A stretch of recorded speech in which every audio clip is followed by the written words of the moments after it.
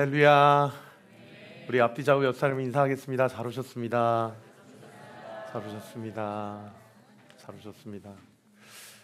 성도님들이 조금씩 이렇게 많아지고 있어요. 그래서 우리 교회 등록하신 분들은 꼭 한 셋째 줄까지만 좀 앉아주시고 넷째 줄부터는 좀 우리 교회 이렇게 방문하시는 분들 또 교회를 놓고 기도하시는 분들에게 좀 열어드리도록 제가 꼭 부탁을 드리겠습니다. 혹시 김기옥 집사님 오늘 혼자 중보기도 하셨나요?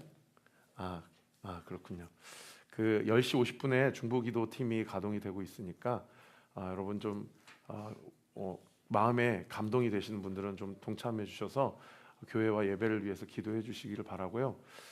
제가 지난주부터 목요일 날마다 세 분씩 안수기도 사역 시작했는데 한 분도 안 적어주셔가지고 우리 김기옥 집사님이 적어주시고 또 우리 정한수 집사님이 오셔서 기도 받으시고 그러셨거든요.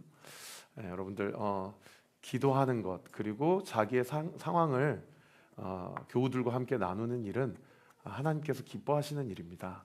여러분 동의하시죠? 네, 그래서 참 어려워요. 사실 자신의 삶을 오픈한다는 것은 엄청난 용기가 필요한 부분이고요.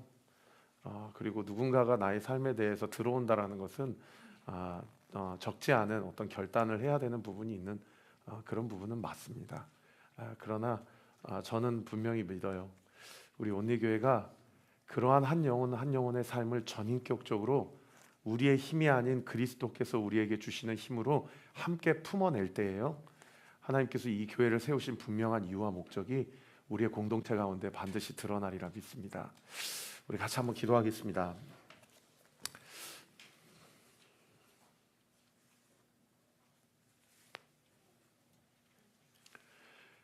아버지 하나님 감사합니다. 지난 한 주도 우리의 각자 처해진 상황과 형편 가운데 이거 하나님이 도와주신 거구나 이렇게 깨달은 적도 참 있지만 또 하나님이 도와주시고 개입해 주셨는데도 우리가 모르고 지나간 때도 참 많았음을 고백합니다. 아버지 그럼에도 불구하고 우리가 이 자리 가운데 함께 나와 주님 앞에 예배드릴 수 있도록 은혜 주심에 감사합니다. 우리가 찬양한 대로 우리 어떤 상황 가운데서도 우리 주님 예수님은 우리 인생의 빛 되시는 줄 믿습니다. 우리의 인생 가운데 그리스도께서 이미 들어와 계시고 우리 삶의 모든 어두움은 이미 사라진 줄 믿습니다. 아버지 오늘 빛 되신 그리스도를 바라보고 나아갈 때에 우리 사랑하는 성도님들 안에 있는 모든 걱정이나 불안함들, 두려움들 이미 예수 그리스도의 이름으로 다 떠나갔음을 이 시간 믿음으로 선포합니다. 선포합니다. 선포합니다. 오늘 선포되는 말씀이 믿어지는 은혜가 있게 해주세요. 하나님의 음성이 들리게 해주세요. 그리고 들려진 음성 앞에 순종하고 결단할 수 있는 힘과 근육을, 용기를, 담대함을 우리에게 허락하여 주옵소서. 예수 그리스도의 이름으로 기도합니다. 아멘. 지난달 14일이었습니다. 2월 14일 날 여러분 잘 아시는 가수 이효리 씨가 국민대학교의 전기 학위 수여식에 오셔서 이제 후배들을 이렇게 좀 격려하고 축사하는 일들이 있었고 이것이 좀 화두가 되었었는데요. 이분이 국민대학교 연영과 98학번이시더라고요. 그리고 2006년도에 졸업을 하셨는데 아마 이사회나 교수진들에게 이렇게 자랑스러운 우리의 선배가 있다라는 것을 좀 알리고 또 어떻게 보면은 요즘 젊은 세대에게 시대의 아이콘이잖아요. 자기가 학교를 졸업하고 세상에서 온몸으로 부딪혀 봤을 때 사회생활하면서 어떤 것들을 깨달았는지를 좀 후배들에게 이야기해 주셨으면 하는 그런 간절한 소망을 담아서 아마 부른 게 아닐까 그런 생각이 들게 됩니다. 이분이 한 10분 정도 축사를 하셨는데 제가 축사를 한번 쭉 들어보니까 세 가지로 요약을 해볼 수 있더라고요. 첫 번째는 후배들이요 그냥 마음 가는 대로 사십시오. 그 다음 이제 두 번째는 주변에 당신들을 위하는 척 이래라 저래라 하는 잡다한 소리에 흔들리지 말고 제가 그대로 표현합니다. 잡다한 소리라고 표현하더라고요. 웬만하면 아무도 믿지 마십시오. 이런 얘기 하셨고 마지막 세 번째는 나를 누구보다 아끼고 나를 올바른 길로 인도하는 건 그 누구도 아닌 자기 자신임을 명심하십시오. 이런 메시지로 한 10분 정도 후배들을 축사하고 격려했던 이제 졸업하고 이제 사회생활의 첫 걸음을 내딛는 후배들에게 자기가 한 십수년 동안 사회생활하면서 온몸으로 경험하고 체득하는 거를 한 10분 정도에 뭐 다 담아낸다고 말할 수는 없겠지만 그렇게 격려하는 것을 보면서 한편으로는 참 멋있다라는 생각도 들었고 또 한편으로는 참 씁쓸하다라는 생각도 좀 들었습니다.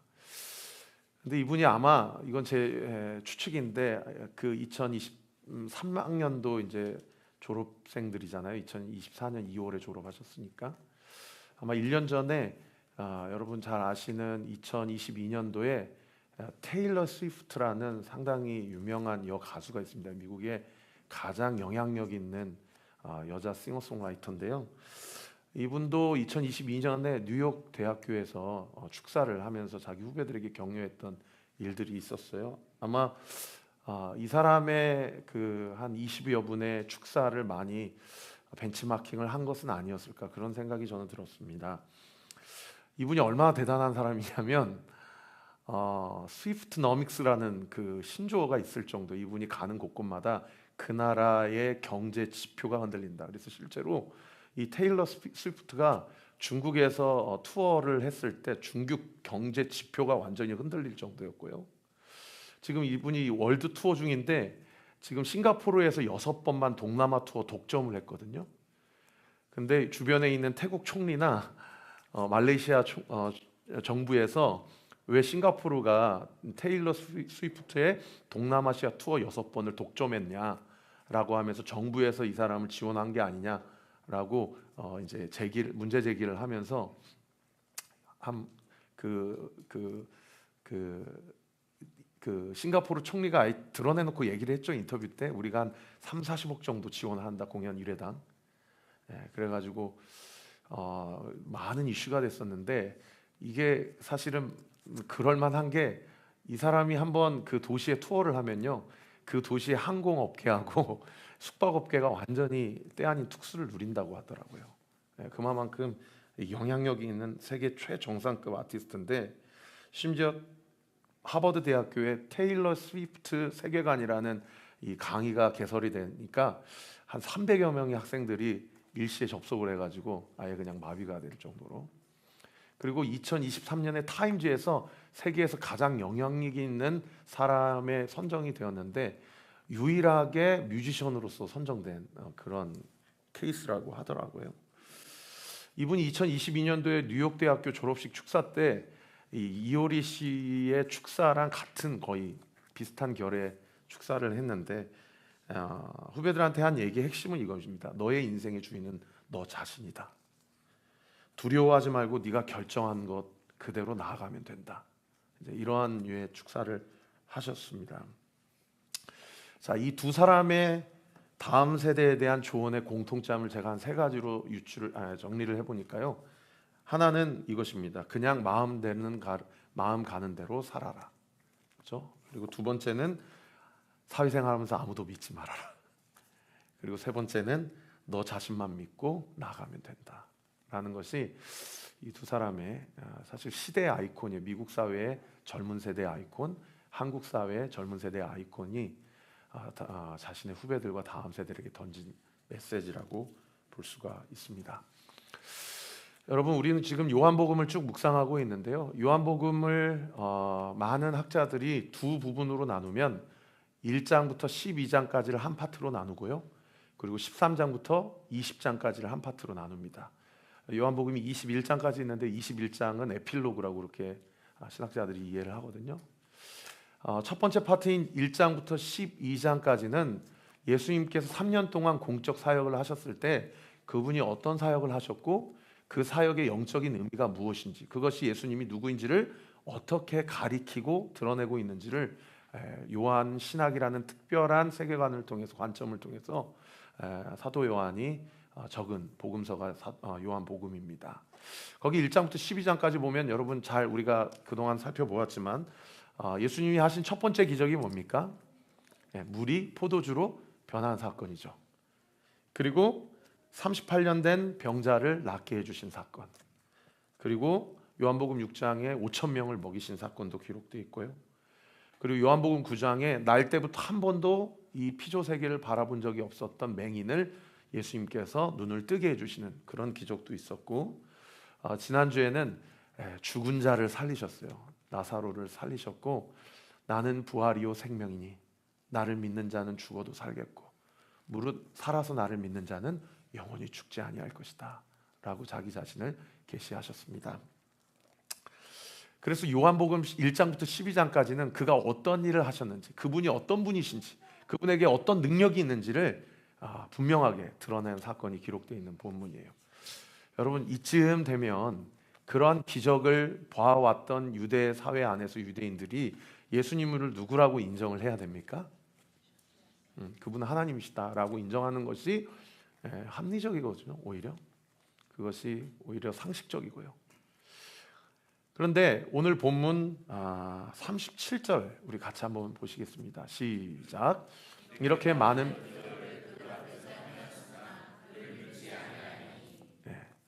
요한이 그래도 적어도 수십 년 지난 이후에, 그리고 요한복음을 썼을 때는 이미 마태와 마가와 누가복음이 쓰여진 상황이었거든요. 그러한 어떤 이전 텍스트를 참고를 하면서도 특별히 자기에게 임재하신 성령의 감동과 계시를 따라서 마지막 네 번째 복음서인 요한복음서를 쓰면서 그때 당시 예수님의 공생의 사역을 정리하며, 그리고 이제 13장부터는 어디를 향해 나갑니까? 십자가를 향해 나아가는 그 과정 가운데 죽은 자도 살리시고 맹인의 눈을 뜨게 해주시고 물을 포도주로 바꿔주시고 38년이나 된 병자를 고쳐주신 그 예수님에 대해서 그분이 메시아이시고 하나님이심을 믿지 않는 것이 오히려 비상식적인 그런 상황 가운데서도 그 당시 많은 유대인들은 예수님을 믿지 않았다라고 그렇게 회고를 하고 있다라는 겁니다. 저는 사실 목사 되기 전에, 제가 모태신앙이고 저희 부모님도 목회하시지만 저는 그런 기도 정말 많이 했거든요. 하나님, 딱 한 번만 주님의 육성을 들려주세요. 그러면 제가 더 믿을 것 같아요. 딱 한 번만 안진뱅이가 일어나는 것을 내 눈에서 보여주세요. 그러면 제가 더 주님을 강력하게 믿을 수 있을 것 같아요. 이런 기도를 드린 적이 참 많이 있었어요. 그런데 이러한 본문, 이러한 말씀을 묵상하면서 우리가 참 마음에 이것이 다른 사람의 이야기가 아니라 나의 이야기다 라고 인정하지 않을 수 없는 것은 뭐냐면요, 눈앞에서 기적을 봐도 믿지 않는 자들은 믿지 않는다는 거예요. 믿지 않는 자는 믿지 않는다는 거예요.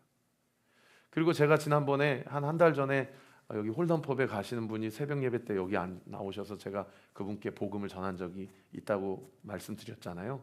그때 여러분 혹시 기억나시나요? 그분이 소위 도박하러 오셨다가 우리 교회 새벽 예배 때 나오셔가지고 여기서 복음에 대해서 나에게 좀 설명해 달라고 하신 적이 있으셔서 제가 새벽 설교 송출 잘 방송 마치고 요 앞에 내려가가지고 그분과 잠깐 한 30분 정도 복음에 대해서 설명하는 기회가 있었는데, 그때 그분이 아무리 설명을 해도 그 복음에 대해서 믿어지지 않는다고 얘기를 하세요. 근데 제가 그때 그분에게 말씀드렸던 이야기가 뭐였냐면, 선생님, 예수님은 선생님이 믿고 싶어도 믿을 수 있는 분이 아니에요. 예수님이 선생님으로 하여금 믿게 해주셔야만 믿을 수 있으신 분이에요. 제가 그렇게 말씀드렸더니 처음으로 제 앞에서 고개를 끄덕끄덕 하셨거든요. 여러분, 기적이 우리에게 믿음을 줄 수 없다면, 그리고 제가 방금 말씀드린 대로 내가 믿음이라는 것을 갖고 싶어도 그것을 내가 취할 수 있는 그러한 개념이 아니라고 한다면, 여러분, 우리는 어떻게 해야 됩니까? 하나님 앞에 제가 그동안 기도해왔던 것처럼 하나님, 한 번만 육성을 들려주세요. 한 번만 초자연적인 기적을 제 앞에서 보여주세요. 그러면 제가 믿을게요 라고 한들 우리에게 주님이 정의하시는 참된 믿음이 우리의 삶 가운데 주어지는 게 아니라는 것. 저는 여기서 사실은 인간의 노력과 수고에 허망함을 느낍니다. 우리가 무엇을 한들 우리가 주님 앞에 나아갈 수 있을까? 그래서 오늘 본문 40절에 사도 요한이 이 말씀을 말씀하십니다. 우리 같이 한번 읽어볼까요? 시작. 그들의 눈을 멀게 하시고 그들의 마음을 완고하게 하셨으니 이는 그들로 하여금 눈으로 보고 마음으로 깨닫고 돌이켜 내게 고침을 받지 못하게 하려 하였습니다.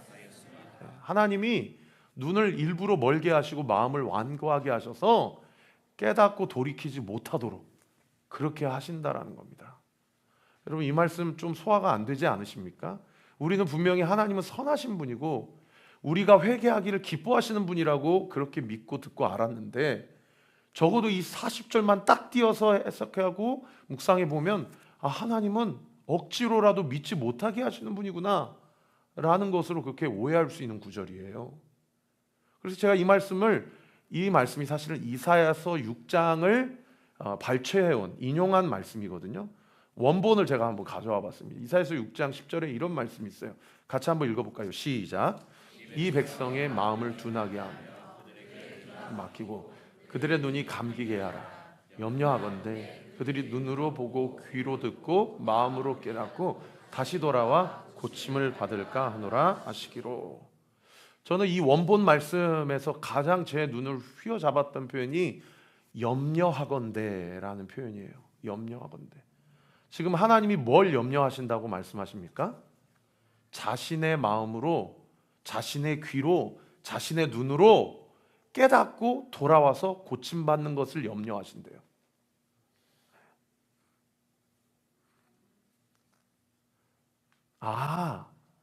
이거구나 라고 내 이성으로, 내 지각으로, 내 의지로, 내 감정으로 동의하고 그 복음을 받아들일까 봐 염려하신대요. 여러분, 하나님의 염려의 포인트가 읽어지세요? 믿음도 자기중심적 믿음은 하나님이 싫어하시는 거예요. 그걸 원하지 않는 거예요. 왜요? 내가 믿어서 구원받았다라고 이야기할까 봐. 그래서 기독교 신앙은요, 철저히 자기를 부인하지 않으면 안 되는 신앙이에요. 그래서 하나님이 제일 싫어하시는 게 교만이거든요. 교만. 여러분, 아담과 하와가 왜 선악과를 따먹었습니까? 배고파서 따먹었습니까? 먹고 싶어서 먹었나요? 자기가 하나님이 되려고 따먹은 거거든요. 그래서 하나님이 제일 싫어하시는 것이 교만인데, 교만을 영어로 뭐라고 표현해요? pride라고 하죠. pride. 이 pride의 가운데 철자가 뭡니까? 나예요. 나. 내가 믿어서 된 건 거예요. 이런 믿음을 하나님은 염려하신다는 겁니다. 여러분, 죄는 영어로 뭡니까? sin이죠. 나중심적인 모든 행위와 생각은 하나님 앞에서 다 죄라는 거죠. 내가 잘 돼야 돼. 나만 아니면 돼. 그래서 이 모든 자기중심성의 주체가 되는 영적 존재가 누구예요? 이사야서 6장에 나오거든요. 루시퍼. 이 루시퍼에도 뭐가 가운데 있어요? 나예요. 나. 여러분, 우리가 믿음도요, 내가 주체가 되는 믿음은 하나님이 염려하시는 믿음이 됩니다. 그 믿음은 하나님이 오히려 더 눈을 감게 하게 하시고 마음을 완고하게 하시고 또 귀를 닫게 하신다는 거예요. 그 관점에서 우리가 내가 지금까지 가지고 있었던 믿음, 지금 내가 믿고 있는 신념, 지금 내가 더 갈망하고 믿고 싶어하는 그 어떤 무언가, 그것이 결국 나 중심적인 믿음과 나 중심적인 신앙생활이 아닌지 우리 스스로를, 우리가 함께 교회를 세워가면서 점검해 봐야 돼요. 점검해 봐야 됩니다. 그래서 아까 제가 이사야서 6장 10절을 제가 한번 같이 읽어보자고 말씀드렸잖아요. 그 6장 10절 그 원본의 바로 그 다음 절 11절 12절에 이렇게 이사야가 이야기를 합니다. 우리 11절 12절 말씀도 같이 한번 읽어볼까요? 시작. 내가 이르되 주여 어느 때까지니까 하였더니 주께서 대답하시되 성읍들은 황폐하니 주민이 없으며 가옥의 사람이 없고 이 토지는 황폐하게 되며 여호와께서 사람들을 멀리 옮기셔서 이 땅 가운데 황폐한 곳이 많을 때까지니라. 아멘. 여러분, 어느 때까지라는 거예요? 완전히 폭삭 다 주저앉을 때까지.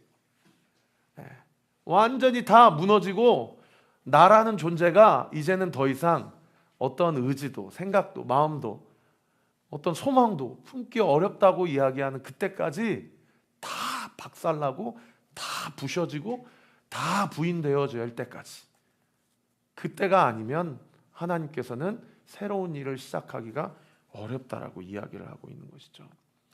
저는 우리가 신앙이라는 것을 함께 갖고 또 주님을 더 깊이 알아가는 일련의 과정 가운데 우리가 꼭 놓지 말아야 될 것이 무엇이냐면, 하나님, 내가 주인이 되지 않게 해주십시오.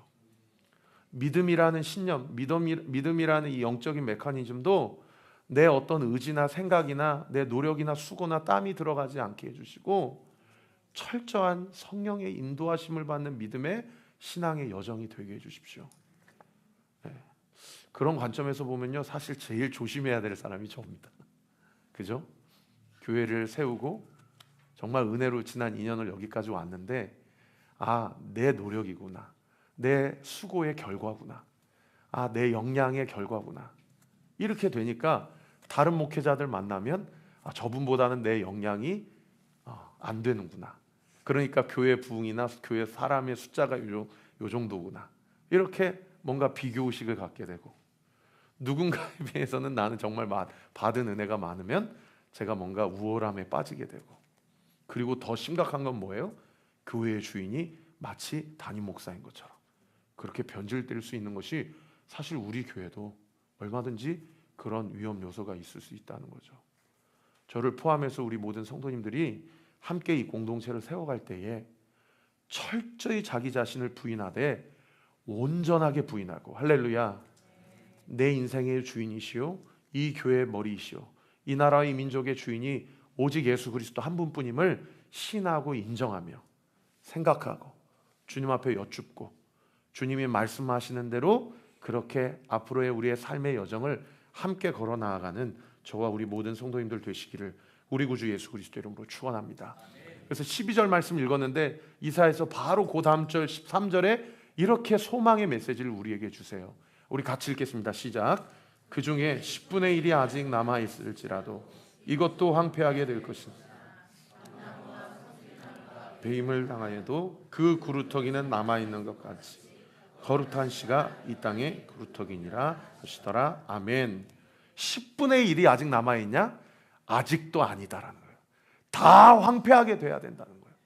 눈에 보이는 화려한 밤나무, 상수리나무, 수많은 열매와 가지들, 그 가지에 깃드는 모든 새들, 그 나무의 그늘을 찾아 쉬는 모든 안식들 다 무너지고 없어지고 뭐만 남아야 된다는 거예요? 구루터기만 남아야 된다. 완전 다 잘라지고 사라진, 그러나 여전히 남겨있는 그 구루터기, 그 구루터기가 거룩한 씨앗이 되어서 이 땅 가운데 여전히 남아있을 때, 그래서 그것을 보았을 때 이제는 다 끝났구나, 이제는 다 소망이 없구나, 누가 봐더라도 그렇게 고백하고 시인하게 될 때, 그때야 비로소 하나님이 그 모든 상황과 형편의 주관자 주체자가 되시고 개입하셔서 그 남아있는 동강 잘라진 구루터기를 이 땅에 심겨진 거룩한 씨앗으로 봐주신다는 거예요. 조금 있다가 등대 모임 하실 때 한번 이렇게 서로 한번 나눠보셔요. 나는 내가 어떻게 믿게 되었는지를 설명할 수 있습니까? 믿음을 어떻게 갖게 되었는지보다 사실 성경이 더 우리에게 강조하고 있는 것은 내가 무엇을 믿고 있는지, 그걸 한번 나눠보시면 좋겠어요. 저는 사실 내가 무엇을 믿고 있는지보다 더 리얼한 표현은 내가 무엇을 믿고 싶은지, 더 나아가서 나에게 무엇이 믿어지는지. 왜요? 내가 믿고 싶어서 취한 믿음이 아니기 때문에. 하나님께서 우리 마음 가운데 믿어지게 하시는 은혜를 주셨고요, 또 오늘 지금 예배드리는 상황 가운데 우리 성도님들에게 주시는 줄 믿습니다. 여러분, 오늘 본문에도요, 믿기는 믿는데 여전히 온전히 믿지 못하는 사람들이 등장을 해요. 그 본문의 42절의 본문인데요, 우리 같이 한번 읽어볼까요? 시작. 그러나 관리 중에도 그를 믿는 자가 많되 바리새인들 때문에 드러나게 말하지 못하니 이는 출교를 당할까 두려워함이라. 사실 요한복음 12장은요, 잠깐 저를 쳐다봐 주세요. 첫 번째 파트인 1장부터 12장까지가 요한복음의 한 파트, 그죠? 요걸 신학자들은 표적의 책이라고 얘기를 합니다. 그리고 13장부터 20장까지가 두 번째 파트. 학자들은 여기를 영광의 책이라고 그래요. 그리고 21장은 에필로그거든요. 그러면 첫 번째 파트인 1장부터 12장까지 쭉 이 표적의 책에 오늘 본문이 이 표적의 책의 내용을 갈무리하는, 정리하는 그런 내용이거든요. 많은 사람들이 믿지 않았다. 이게 요한의 회고예요. 그런데 그 중에 더러 관리 중에 믿는 자들이 있었다라고 그렇게 회고를 하고 있어요. 그 관리 중에 믿는 자들이 있었는데 다시 42절 말씀 띄워주시면 자신의 믿음을 드러낼 수 있었다 없었다? 드러내지 못했다라는 거예요. 왜요? 출교당할까 두려워해서 드러내지 못했다라는 겁니다. 여기 관리는 누구를 이야기하냐면 그 당시 유대 사회의 최고의 의결기구 기관인 사내들인 공의회를 이야기합니다. 이 70명만 들어갈 수 있는 의결기구 기관이에요. 그런데 거기에는 들어갔어요. 세상 말로 출세하고 성공한 거죠. 그런데 메시아라고 하는, 예수라고 하는 청년이 하는 일들을 보니까 세상에 죽은 사람을 살려요. 병든 자를 고쳐요. 그리고 막 초자연적인 무리를 건너고 막 물이 포도주가 되게 하고 이런 일들을 보게 되니까 저 사람은 처음에는 랍비다. 그런데 더 나아가서 선지자다. 그런데 더 나아가서 어디까지 믿음이 이르게 되냐면 메시아다. 그리스도다. 기름 부음 받은 자다. 하나님이시다. 여기까지 이르게 되는데 문제는 뭐냐면 자기가 사내들인 공의회 의원이니까 자기의 믿음을 자기가 속한 공동체 안에서, 자기가 속한 사회 안에서 커밍아웃을 할 수가 없는 거예요. 왜요? 이미 그 공동체 안에서 예수는 이단자다. 예수는 우리의 장로들의 정통과 율법을 뒤집어 엎으려고 하는 반역자다. 저 사람을 믿는 사람은 우리 공동체 안에서 추방당하게 될 거다 라고 그렇게 협박하고 겁박을 하니까 그 겁박 협박이 두려워서 자신의 믿음을 자기의 삶의 테두리 가운데서 드러내지 못하는 상황 가운데 있었다라는 거예요. 여러분, 여기 출교가 그냥 단순히 생각할 문제가 아니고요, 출교 당하게 되면 그 공동체 안에서 모든 상거래가 금지된다고 하더라고요. 그러니까 요 앞에 그냥 이마트 에브리데이 가도 물건을 살 수가 없는 거예요. 살 수가 없으니까 살 수가 있습니까 없습니까? 이게 좀 언어 유희가 됐는데 살 수가 없으니까 살 수 없는 거예요. 이게 심각한 거예요. 그리고 자기 삶만 끝나는 게 아니고 어디까지 이르게 되냐, 자기 자녀들도 학교 입학이 안 되는 거예요. 완전히 그냥 그 사회에서 매장당하는 거예요. 그러니까 이게 커밍아웃이 안 되는 거죠. 그래서 자기는 어떻게 보면 하나님 앞에 하소연할 수 있잖아요. 우리 자식 새끼들 봐도 제가 믿음이 부족한 것도 맞지만 제가 그렇게 커밍아웃 할 수 없었던 것은 이러한 애로사항이 있었습니다. 주님, 이렇게 얘기할 수 있잖아요. 근데 성경은 그런 사람들에 대해서 뭐라고 자기의 믿음에 대해서 평가하냐? 43절에 이렇게 평가합니다. 우리 같이 한번 읽어봅시다. 시작. 그들은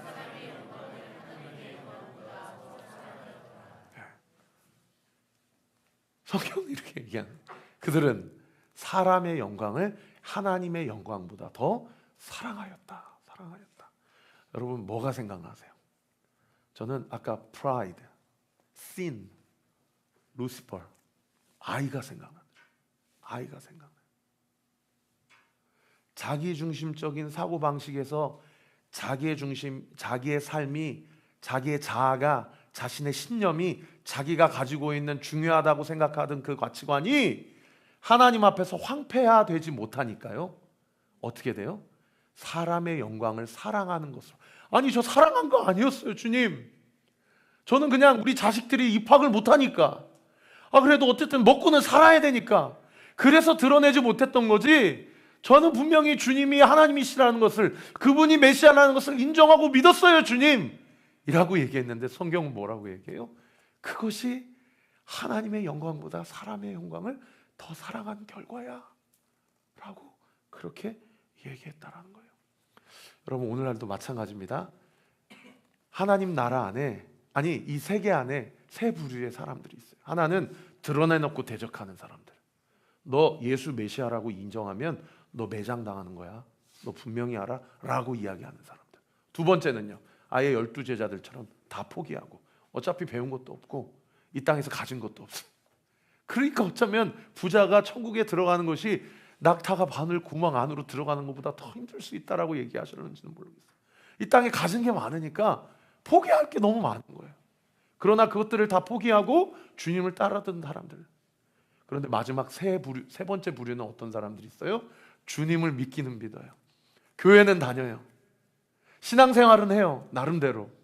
그런데 하나님이 보시기에는 여전히 하나님의 영광보다 사람의 영광을 더 사랑하였더라 라고 평가받는 그리스도인들이 있다, 이런 말입니다. 여러분 좀 절망이 되세요? 어떠세요? 여러분은 첫 번째 부류이십니까? 두 번째 부류이십니까? 세 번째 부류이십니까? 아마 첫 번째 부류라면 이 자리에 안 계시겠죠. 우리는 두 번째 부류든 세 번째 부류든 둘 중에 하나일 거예요. 저도 마음이 좀 답답하더라고요.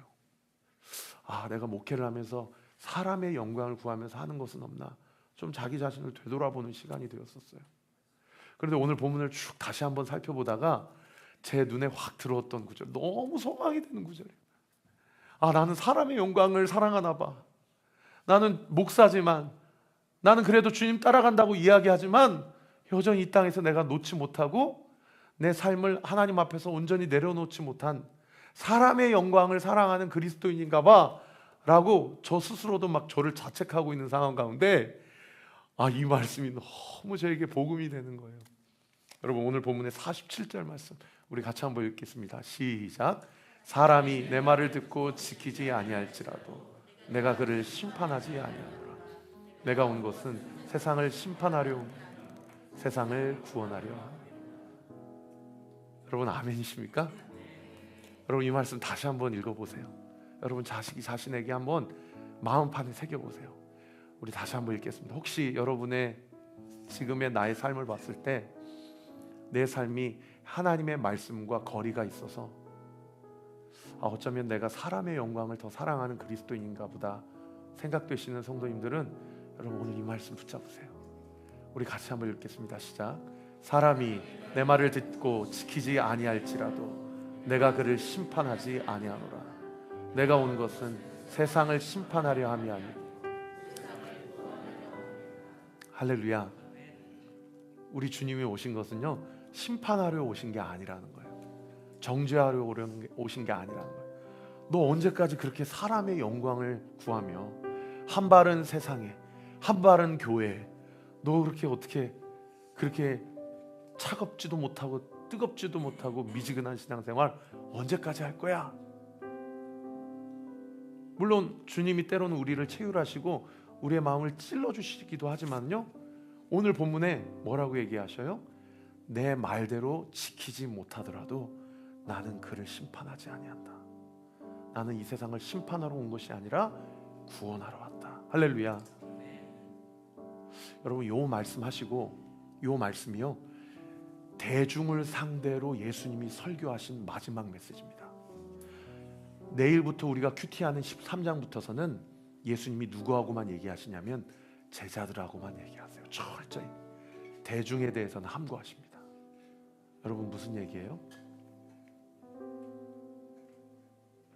예수님께서 구별하여 세우신 사람들, 주의 권속들하고만 십자가의 길을 함께 걸어 나아가는 여정이 시작된다라는 거예요. 여러분, 자기 자신에게 한번 질문해 보세요. 나는 하나님의 부르심과 하나님의 지명하여 구별하신 그 하나님의 콜링을 받은 자인가? 사실 제일 정확한 답은 누구만 갖고 계십니까?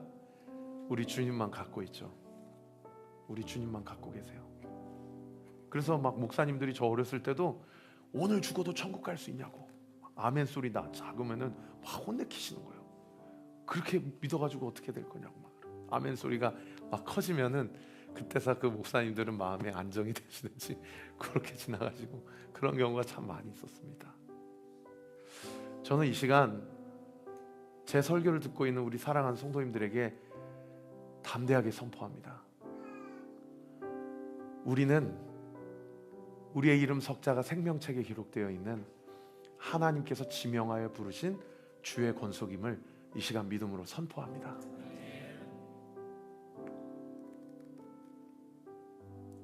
지난주 한 분 목사님하고 교제하는데 그 목사님하고 헤어지기 전에 목사님이 저한테 그런 질문을 하시더라고요. 목사님 설교를 들으면 등대 모임에서 나눈 질문을 이렇게 해주시는데 그런 질문을 성도님들이 서로 나누냐고. 목사님 서로 잘 나눈다고 저는 봐요. 그리고 실제로 나누고 계시고요. 그런 나눌 때 하나님께서 주신 은혜를 저한테도 많이 말씀을 해주십니다 라고 말씀을 드렸어요. 그랬더니 이제 그 목사님이 저한테 뭐라고 하시냐면 한 가지 걱정되는 게 있는데 그런 자기의 삶을 오픈하고 자기의 어떠한 상황을 이렇게 성도들과 함께 나눌 때 참 중요한 게 뭐냐면 비밀 유지가 아니겠는가 라는 그런 말씀을 저에게 해주시더라고요. 이 비밀 유지가 안 되면 공동체 안에서 나는 마음을 오픈하고 나눈 일인데 그 일이 오히려 다른 루트로 또 내 귀에 들어오게 되어서 상처가 되는 경우를 너무 많이 봐서 그게 걱정이다. 근데 그 목사님의 말씀이 저한테 마치 하나님의 음성으로 들리는 거예요. 하나님의 음성으로 들리는 거예요. 요즘에 새가족 분들이 참 많이 와주시거든요. 제가 지난주에도 통화도 하고 또 문자도 드리고 했는데 한 분하고 연락을 하면서 그분이 저한테 그런 얘기를 하세요. 목사님, 저는 당장은 등대 모임에 나갈 수가 없습니다. 제 상황이 이렇습니다. 그래서 제가 그분께 여쭈었어요. 그러면 공동체에 대한 마음은 있으시냐고. 공동체에 대한 마음은 있습니다, 목사님. 그 마음은 의심하지 말아주세요. 마음은 있는데 상황이 안 돼서 어려운 겁니다. 그랬더니 그럼 됐다고. 그럼 제가 성도님 기다리겠다고. 제가 그렇게 말씀드렸거든요. 또 어떤 새가족 분들은 목사님, 이전 교회에서 사실 그렇게 해봤는데 저에게 주어진 것이 상처밖에 없어서 사실은 등대 모임 나아가는 게 조금은 좀 부담이 되고 또 어색한 두려움이 많은 그런 지점도 있다고. 그렇게 얘기를 해주시는 거예요. 그런데 제가 그런 얘기를 해주시는 것으로 되게 기뻤어요. 왜요? 벌써 그 태도와 자세가 다르잖아요. 공동체에 대한 필요성. 그리고 정말 하나님의 나라가 하늘나라에만 있는 것이 아니라 우리 주님이 말씀하시는 대로 여기 있다 저기 있다 할 것이 아니라 너희의 마음 가운데 있느니라. 할렐루야. 하나님의 나라가 우리 온리교회라면 여러분, 우리 온리교회 안에 진솔한 나눔과 격려, 주님이 주시는 마음과 사랑, 그런 사랑으로 힘입어서 우리 각 공동체 가운데, 등대 모임 가운데, 성도들 가운데요, 하나님의 치유와 회복이 풍성한 교회. 할렐루야. 저는 이거 이 땅에서도 가능하다고 믿습니다. 저는 그렇게 교회를 세워가고 싶어요. 그렇게 지난 2년을 왔고요. 앞으로 주님이 우리 교회에 어떤 영혼을 보내주시든지 간에 있는 모습 그대로 나눌 때에 하나님께서 그 모임 가운데 정죄하고 판단하고 자기의 생각과 마음으로 재단하는 그런 공동체 다 치워버리고 주 안에서 격려하고 사랑하고 회복되고 다시 한번 소생케 되시는 그런 은혜의 역사, 우리 온리교회 가운데 여전히 하나님께서 우리의 교회를 통하여서 이루어 주실 것을 믿습니다. 그러기 위해서 우리가 지켜야 될 게 뭐예요? 여러분, 비밀 유지예요. 따라합시다. 비밀 유지. 입술을 조심하자. 마음을 지키자. 할렐루야. 여러분, 그리고 또 필요한 게 뭡니까? 서로를 향한 인격적인 성숙한 태도와 존중하는 마음이라고 믿어요. 존중하는 마음이요. 우리가 이렇게 하나님의 나라를 세워갈 때요, 하나님께서 우리 교회를 통해서 죽어가는 영혼들을 살려주시고 잠자고 있는 영혼들을 흔들어 깨워주실 줄 믿습니다. 우리 같이 한번 찬양합시다.